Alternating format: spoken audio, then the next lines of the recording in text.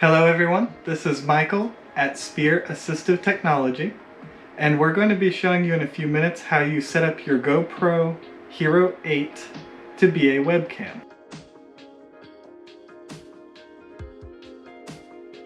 This is a new firmware update that just came out August 2020, so it's very new, very much in beta. Before we show you the computer portion though, I want to show you a USB hub I have, because I was using a USB 2 cable in a USB 3 port where it has the blue line, and it kept giving me all kinds of weird error messages. So I just wanted to clarify before you begin these steps that make sure they match, that if you have the blue line on your port, you have the blue line on your cable. Thank you, and in a few moments we will begin the computer demonstration. Okay everyone, so now we're on the computer portion. So you'll go to this site that GoPro has on how to use your GoPro for a webcam to get the links. If you're a Mac user, you'll just download the software here. But if you're a Windows user like I am, you have to join a Facebook group. And I already opened that to their page for you.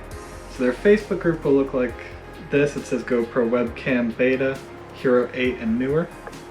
And if you scroll down on it past the most recent posts, there is a link here to download the beta version for Windows. So we've already got that open for you because we were making sure everything worked. So you would just click the big blue download button, give it a minute to download, and then as soon as this finishes, you'll click on it. So now it's downloaded. So we're just going to click on that link. Now if you're on Windows, it will tell you that this is dangerous, so you're going to hit where it says more information and then tell it to run anyway. So now you're in the setup wizard. You're just going to click the next button. You're going to check that you agree to their license agreement and hit the next button again and install.